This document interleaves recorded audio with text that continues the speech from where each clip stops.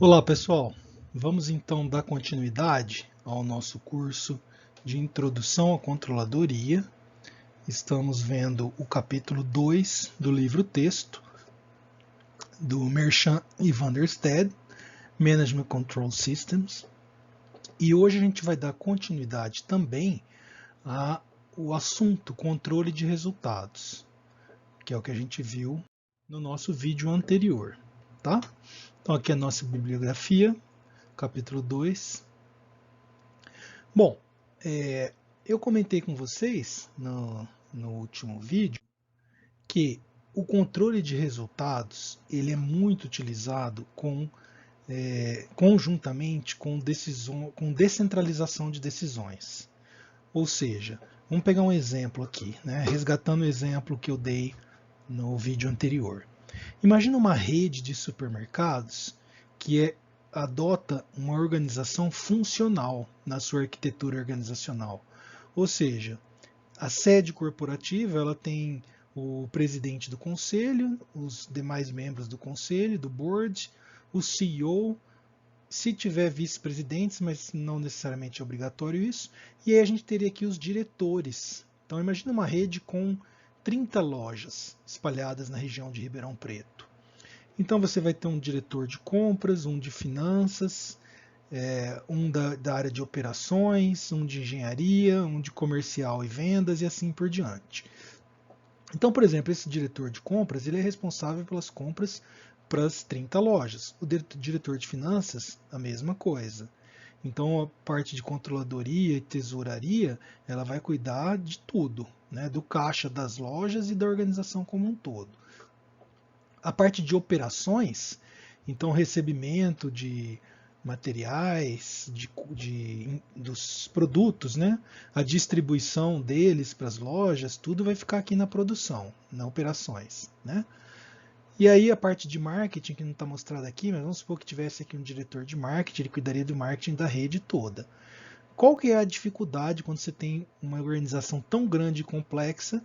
É que essas pessoas aqui que tomam decisões importantes, elas ficam distantes da realidade local, das lojas. Então eles ficam distantes do cliente, das necessidades do cliente, da realidade dessas lojas. E aí um gerente de loja, para tomar decisões importantes, ele precisa muitas vezes de autorização dessas pessoas aqui. Então isso leva a uma lentidão no processo decisório. Então é muito comum que organizações que têm unidades distribuídas geograficamente ou que têm linhas de atuam em mercados bastante diferentes, elas adotem uma organização divisional, né, ou multidivisional. Então vamos pensar que aquela rede de supermercados ela mudou a sua arquitetura organizacional e aí agora você tem uma sede corporativa só com a alta administração e as divisões são as lojas. Então cada loja vai ter um CEO, então cada loja vai ser tratada como uma unidade de negócios. E aí o desempenho da loja vai ser avaliado pelo retorno sobre o investimento, retorno sobre o patrimônio líquido, alguma coisa assim. E retorno sobre o ativo. E o CEO vai ser o responsável por isso. E aí então a gente vai ter uma distribuição, vai dar mais responsabilidades para o CEO, porque agora ele, então o gerente da loja, vamos chamar, dizer assim, seria o diretor da loja, ele vai ser responsável pelos departamentos de cada loja. Então a gente vai ter uma replicação, uma duplicação de funções aqui, né? E aí você vai ter uma cobrança do gerente da loja ou do CEO da loja por resultados. E ele agora é responsável por prestar contas sobre o retorno ou desempenho, o lucro líquido, o lucro econômico, o EVA, né, que cada loja gera. E essa responsabilidade maior vai ter que ser remunerada pelo desempenho. Então, ele alcançando as metas de desempenho, ele vai receber recompensas por isso. Então, essa combinação de direitos de decisão e recompensas, ela é o cerne do controle de resultados. Muito bem. Então, quais são os elementos para implantação? Quando a gente parte para a operacionalização do controle de resultados, o que a gente deve levar em consideração? Primeiro, definir as dimensões de desempenho. Pelo que as pessoas serão cobradas, os departamentos, as unidades, né? E no caso são pessoas, porque a gente está falando aqui, na nossa abordagem, na disciplina, é uma abordagem comportamental, ou seja, nós queremos desenvolver sistemas de controle que aumentem a probabilidade das pessoas se comportarem de maneira positiva para a organização.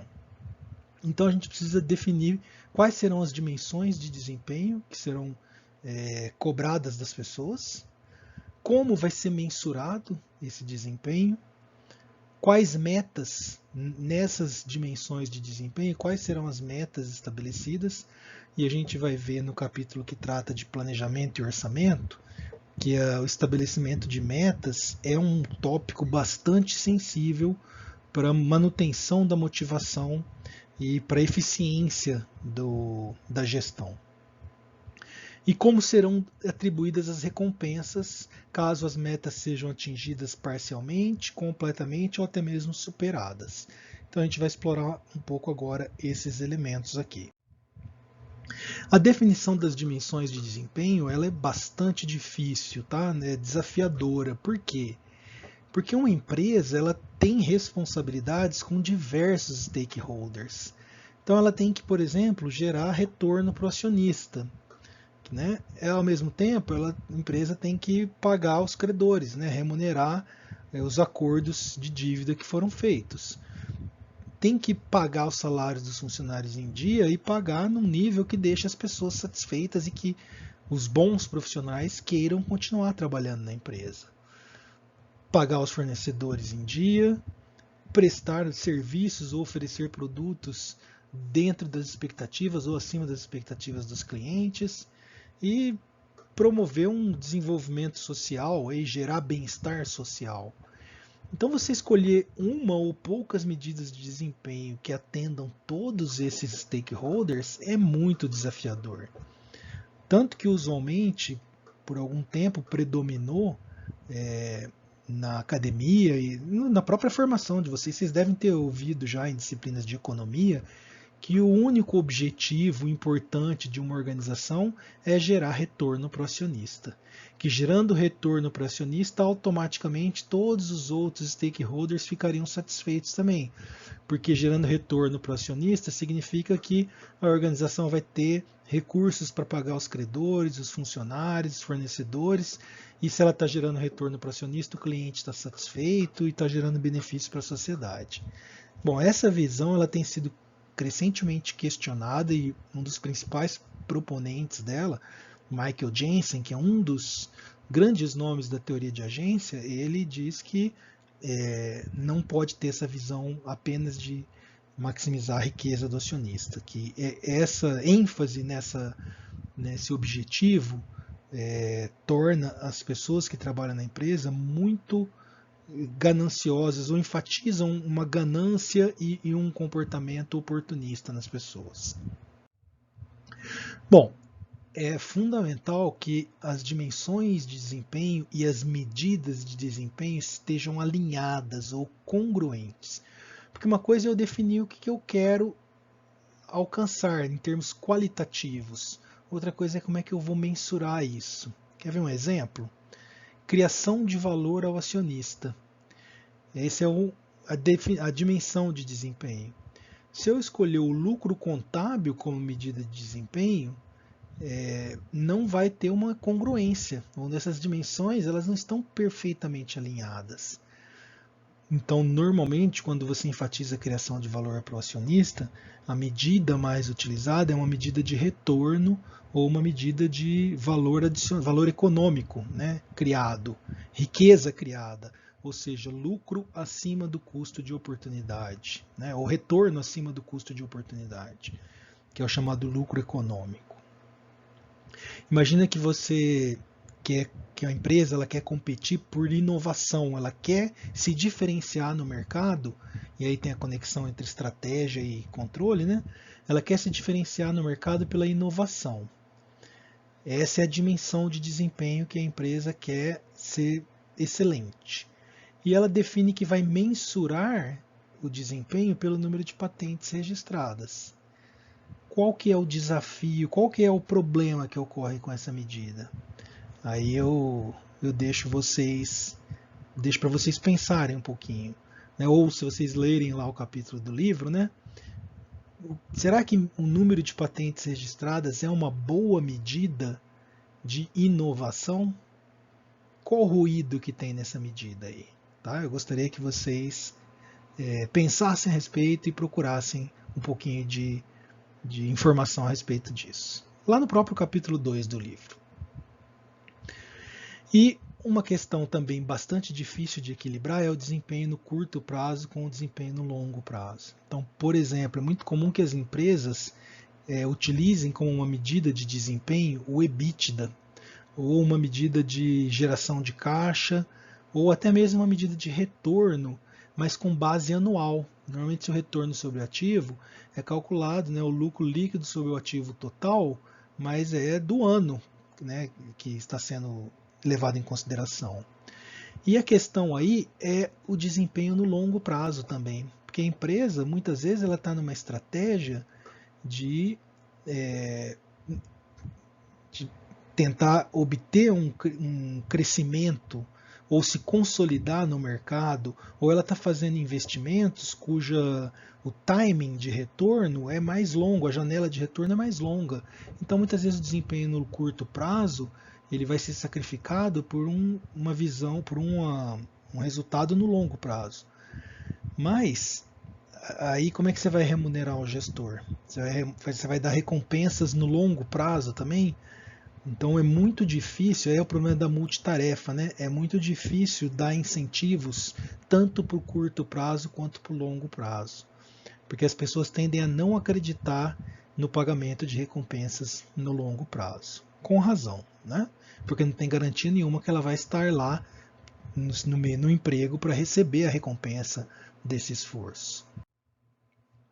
Então, tipicamente, a mensuração de desempenho ela é desenvolvida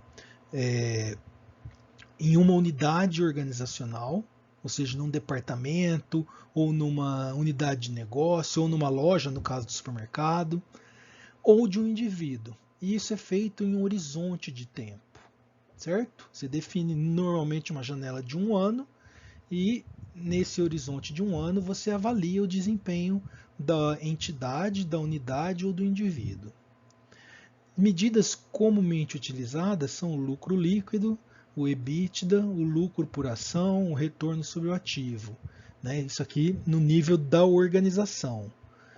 Ou às vezes a penetração de mercado, market share, a satisfação do cliente, o prazo de conclusão, quando é uma empresa que utiliza um processo de projeto, metas orçamentárias, normalmente no caso de gerentes, né?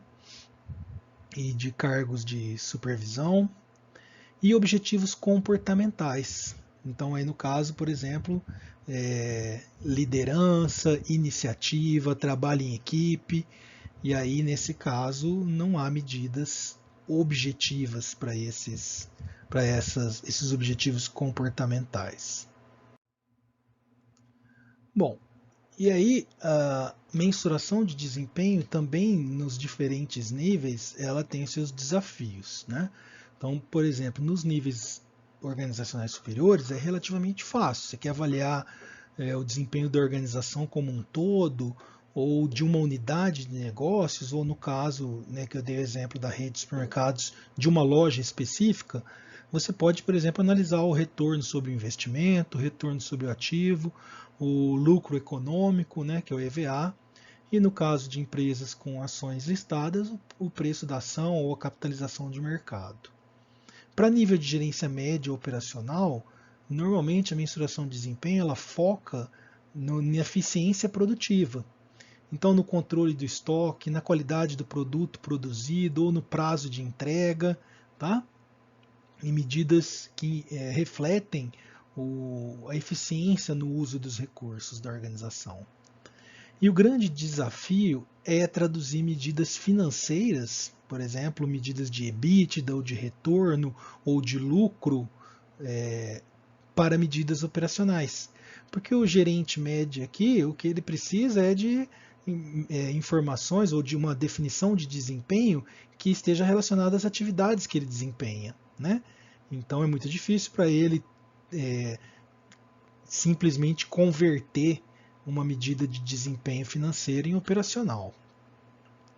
E aí, se você usa mais de uma medida ainda, por exemplo, algumas dessas daqui, você tem que pensar na ponderação que vai ser utilizada. Então, por exemplo, você definir metas de desempenho como dê o seu melhor, opere em um ritmo adequado, isso aqui é muito amplo, né? Vago, e deixa margem para interpretações diferentes. Enquanto que a definição de metas quantitativas, ela já fica bem mais objetiva. Então, manter taxas, então, aqui no caso de um hospital, né? Manter taxas de infecção abaixo de um determinado nível, ou manter a satisfação do paciente acima de um determinado nível, numa escala que todo mundo conheça e que seja compreensível, né, para as pessoas que trabalham, são muito mais importantes, são muito mais, como que eu posso dizer, eficientes. Você utilizar medidas de metas de desempenho dessa maneira aqui das duas últimas faz muito mais sentido, né? Muito bem. E a atribuição de recompensas é o elemento final e fundamental para proporcionar conexão entre comportamento e controle de resultados. Porque o objetivo do controle de resultados é induzir um comportamento orientado a resultados. E a recompensa, ela é fundamental porque ela dá às pessoas um incentivo a perseguir os resultados.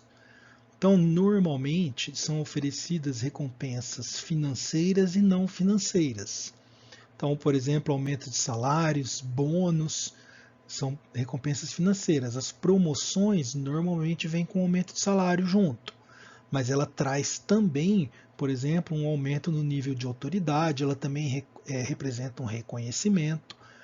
Então, muitas vezes, a continuidade no emprego é uma influência positiva, um incentivo. Tem empresas que pagam cursos de graduação ou treinamentos para as pessoas, né, para os funcionários que desempenham bem.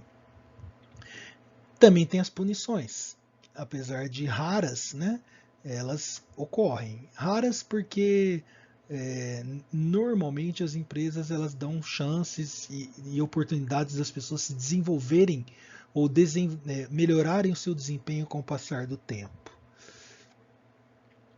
E uma questão que é importante e que às vezes as empresas ou as pessoas não levam em consideração é que as pessoas são motivadas por recompensas extrínsecas, que são essas daqui, né, que eu mencionei, as financeiras e não financeiras, e também com recompensas intrínsecas, que são originárias de aspectos internos da pessoa. Então, praticamente consenso, né, acho que todo mundo vai concordar, que as pessoas se sentem bem quando elas produzem, alcançam um bom desempenho. Não só pelo reconhecimento dos pares ou dos superiores, mas também as pessoas gostam, né? Todo mundo se sente bem quando alcança um objetivo difícil, quando sente que é uma pessoa valiosa para a organização ou até mesmo para outras pessoas, né?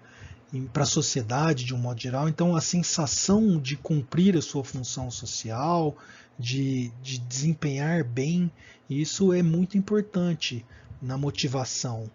Então, ela é como se fosse assim, além das recompensas extrínsecas, o controle de resultados, ele proporciona um ganho de motivação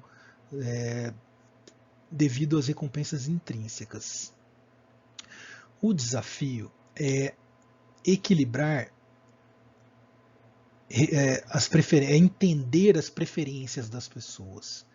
Porque uma empresa, quando ela vai montar um plano de remuneração vinculado a resultados, ela vai oferecer alguns elementos desse pacote aqui. Só que as pessoas têm diferentes preferências, né, em relação a recompensas monetárias e não monetárias. Então, identificar isso é bastante difícil e trabalhoso, e não dá para ser feito caso a caso. Não dá para conversar com cada um dos membros da organização e estabelecer um pacote de remuneração específico, né? Então, normalmente, você tenta identificar aí uma média de preferências e monta um sistema de recompensas que vai atender a maioria das pessoas, né? Mas esse é um desafio, tá? Bom, para não ficar muito longo o vídeo, eu vou parar aqui essa parte da videoaula, né? E na parte 3 a gente vai ver os condicionantes da efetividade do controle por resultados, ou seja, o que a gente precisa trazer, né, o que a gente precisa garantir que ocorra para que o controle de resultados seja efetivo, tá bom? Então eu vejo vocês aí no próximo vídeo. Obrigado.